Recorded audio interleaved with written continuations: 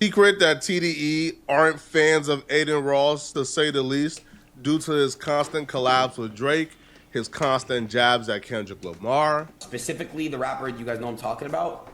He's scared to say his name. Kendrick. He does not run LA. Bro, LA is deeper than that, bro. There's a lot of deeper than rappers. Rappers don't run LA. Everyone knows that. That's the truth. Rappers don't run LA. It's deeper than that, bro. Some rappers are really about it, but it's deeper than that. Dangerous people out. But for the most part, I haven't really seen TDE go at Adin. And when I say TDE, bro, I'm talking about the bosses, bro. The people at the top of the organization, bro. Not the affiliates running around social media trying to get some brownie points by going at everybody. No, I'm talking about the people at the top. All right? Like Punch, TDE, like Top Dog. Let's say Mac Wab is also a higher up. Those people haven't really went at Adin Ross. But today, all of that changed. That all changed, bro, because Adin Ross says something that they believe he has gone too far.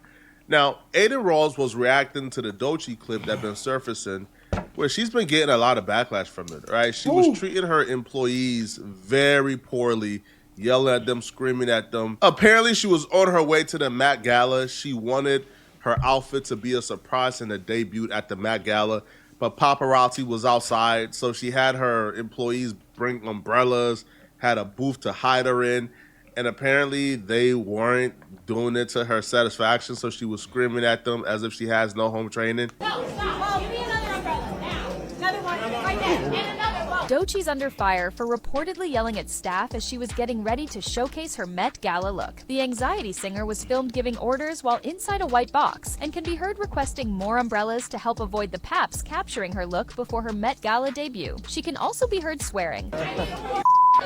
Many people are calling Doechii out, commenting on her alleged attitude, with one saying, "I'm sorry, but the way she's talking to people, ain't it?" It seemed to take a whole team to keep Doechii's look hidden. Doechii's outfit was revealed ahead of the Met Gala, and it's all the umbrella's fault. Look at this. So they... Ooh. Doechii. Yes, I'm ready. Give me another. No, stop. Give me another umbrella now. Another one right there, and another one. I need another one. Another umbrella. Excuse me. I need four fucking umbrellas. Two more umbrellas. Damn, chat. Right there. Two more umbrellas. I'm so ready. How do y'all feel about the Met Gala? Y'all feel like this is too much to hide until you get there? All right, make a path, everyone. People were treating this as if it was the end of the world. I'm not people. I don't think this was the end of the world. I feel like Doechii was being, a little sassy in a situation. She was being rude. She was being obnoxious. Do I feel like this is a complete indictment of her character? I don't. I don't feel like this particular moment right here can really determine or dictate who Doechii is as a person. And also too, bro, TDE has done a pretty great job at protecting Doechii. We haven't really seen her in any other scandals. This scandal and then the last scandal was her going on a dating show and claiming that the biggest red flag in a man is him being straight. If those are your two biggest scandals, bro, I think you've done a pretty great job at portraying yourself. But a lot of people felt differently. People felt like Doechii was rude, obnoxious. It shows that this is her character, and this is how she treats people when she knows that she's not being watched. Now, people were even more upset because Doechii never really apologized for the incident, never really took it seriously or took accountability from their perspective, and she just joked about it and moved on. To me, this is more of an indictment on her character than the actual video, because this here tells us that she doesn't see that she did anything wrong. She doesn't think that yelling at people and treating them like that is wrong. Because when she says, God forbid a girl needs more umbrellas, she's completely undermining and minimalizing exactly what took place and why people are upset. But that was the last we heard of it, and a lot of people didn't like her response, and they were continuing to be upset. Me, I completely forgot about the moment, to be honest, bruh. I really haven't thought about this Doechii umbrella thing since the day it happened. But it was on Adin Ross's mind, and today he was streaming, and his chat asked him about it. And he gave a pretty unfiltered opinion of Doechii, which a lot of people thought he went a little too far. I hope everyone... Oh, Doechii rant? Oh, dude, don't get me started on that bit. Hey, Don't get me started on that bit. Don't get me started on that industry plant. Don't get me started. You guys can say shit whatever you want about me, but one thing about me is I'm not an industry plant. I've been streaming for like a long time now. Fuck Doechii, the umbrella clip pissed me off. What an entitled, unintelligent piece of shit she is, bro. She deserves, bro. I'm not joking, bro. Stop listening to her music. Cardi and Abel, why would you give her a feature on a remix? You shouldn't have cleared it. She's just the worst. She's a piece of shit. She stole someone that I used to know. She makes no good music. She's horrible. Jake Future, what's up, my dog? So fuck Doechii. Fuck Doechii. Fuck Doechii. Okay? Wow. She has zero talent. What? Bro, what? I ain't gonna lie, I fuck with Doechii. I even listened to her whole album. She actually tough to me, I ain't gonna lie. She's underrated in my book. Like, on some real shit, she hella underrated. I call out talent. I never understood people who can have so strong of opinion on somebody they've never met or interacted with. I remember being on a podcast and some dude says, I've been waiting to confront you because I don't like you. I said, Buster. Buster. Super Buster. Like, you've never met me. You've never talked to me. We've never had any type of interaction. Buster. I've never said nothing about you. I don't know you existed. And you've been waiting. You've been putting all this energy into contriving a way to where me and you will be in the same room. I just thought that was just super weird. So when I see Adin Ross, I'm gonna be consistent here, okay? Yo, y'all like to group me in a particular box when it comes to this whole Kendrick and Drake stuff. I don't care about those two guys, okay? I think this is weird, right? From my perspective, okay? You should not have this much hate in your heart for somebody you never met or interacted with. You should never, there's not a person alive who should fill your heart with this much hate and energy that you've never met or interacted with. I think this is bizarre stuff. Now, Punch TDE, who is SZA's manager, one of the higher ups at TDE, he will respond back to Adin Ross with a subtle threat while trying for it not to be a threat, but it still came off as a threat. Punch will write, these internet guys are really going far. It's a difference between entertainment and being disrespectful, which this is kind of hypocritical. When you take a look at that particular side of Twitter, I call them the HR department of hip-hop. All they ever do is get disrespectful. All they ever do is dox you, attack you, say F your mama, say you can't have an opinion because you're not a street dude. So, and that side really runs like hand in hand with TDE, right? But again, let's just stick to Punch because Punch have never said those other things, okay? I understand it's certain people's brands to say the things they say, but it's going to go somewhere else. This is where like the street dudes like throw in like the subtle threats. Damn. That like apparently you're supposed to catch and be terrified. Eventually everyone will see each other. No threats. Let's just keep it cool and respectful. These subtle threats can probably work on people in LA because if you guys don't know, TDE is like the United Nation of gangbanging, bruh. Every gang is under TDE. Like think of a gang and there's probably a rapper like in TDE that's from that gang, right? So they're able to really press and have a hold on people in LA, but they're not doing nothing to that white boy, bro. I feel like we're losing the plot here, bro. Like we are really losing the plot here, bro. What exactly is TDE gonna do to Adin Ross?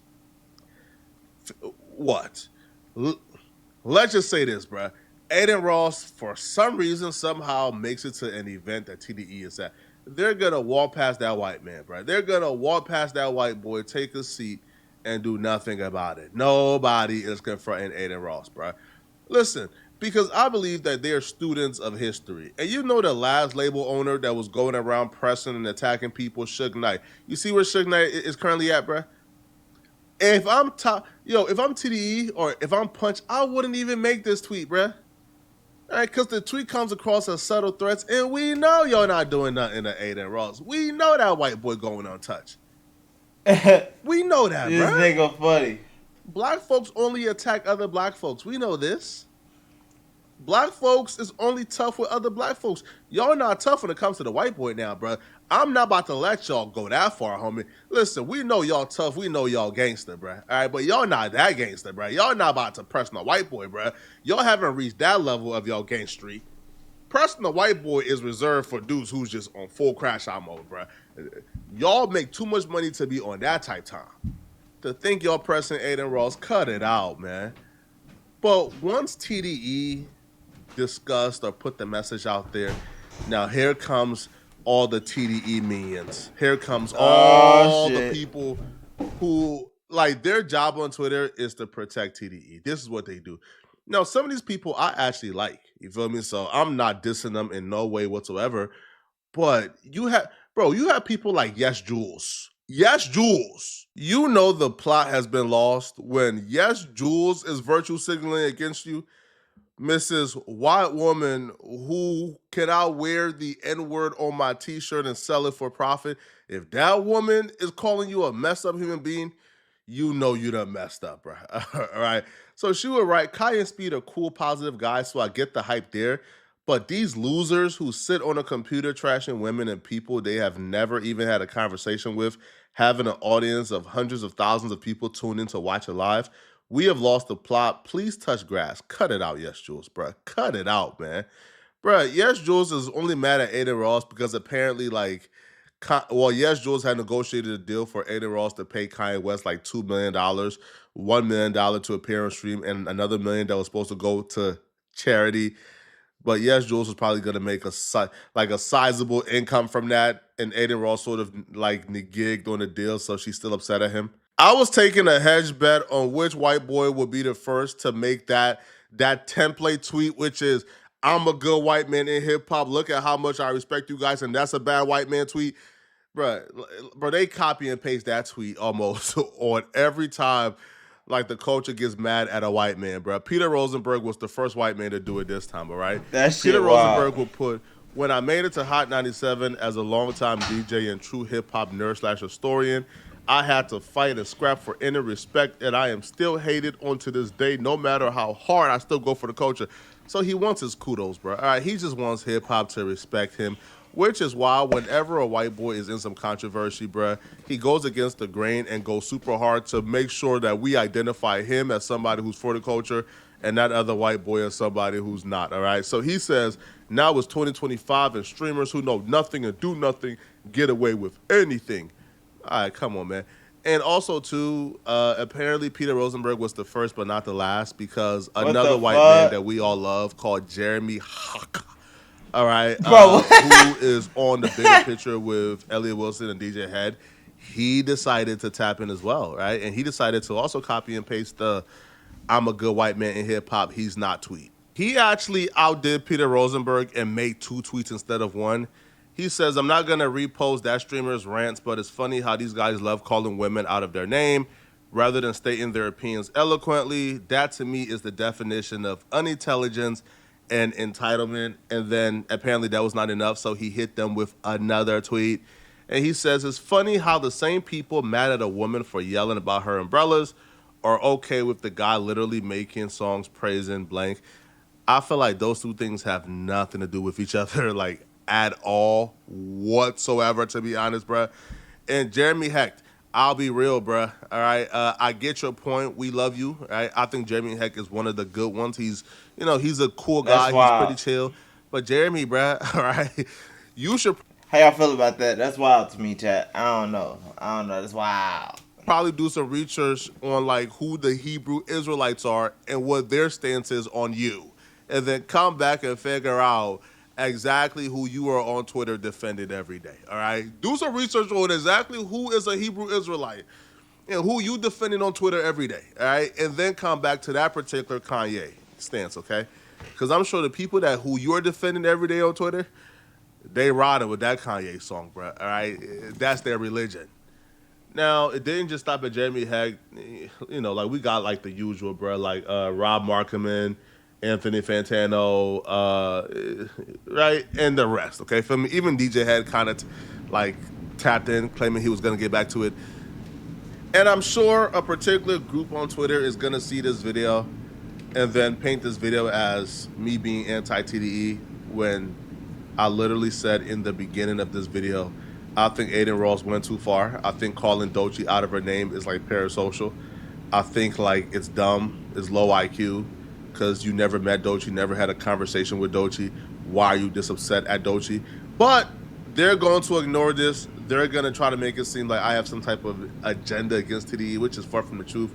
I enjoy Kendrick's music. I love Absol. I think Schoolboy Q had the best album of 2024. So, but Ooh, again, okay. they're going to paint this as if Flacco is a hater and completely ignore the context of this video and leave whatever comments they want to leave. But hey, we ignore it, okay? Let me know in the comment section, what do you guys think about this? Y'all think Adin Ross was out of line or in line? And do you guys feel like Adin Ross will suffer any consequences for dissing Doechii after reading Punch's tweet? Let me know in the comment section what you... Truth be told, chat, I feel like that nigga Adin Ross, he gotta chill out.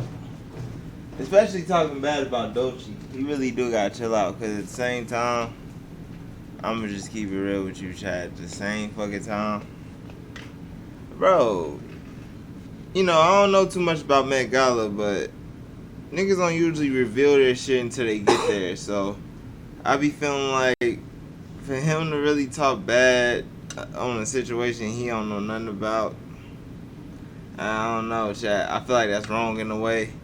And saying that she's entitled, and the simple fact that you just kept on, like, he ain't never met Doechii, he don't know shit about Doechii, he, you know, calling her a bitch or whatever. Like, come on, bro. You think that ain't entitled? That's some way of entitlement. The reason why I feel like that's some way of entitlement, chat, is a simple fact of, like, bro, it wasn't no opinions had to really be said in that type of way. Like, it wasn't your day. Like, just like what he said, he been streaming, and that nigga Adin been, you know, he been known. He been known in the Twitch world. He been known in the Kick world. Like, he owned Kick, somewhat of Kick. So it's like, I feel like personally, in a way, he been around. Compared to her, she's rising. Like, she damn near rookie of the year. Not even that. I don't know how long she been in this game, chat, to be honest with you. So that's on, like, I feel like she rising on my opinion, because I don't really know how long she been in the game, chat. I only know the albums I listened to, and it was the most recent. And that motherfucker was tough.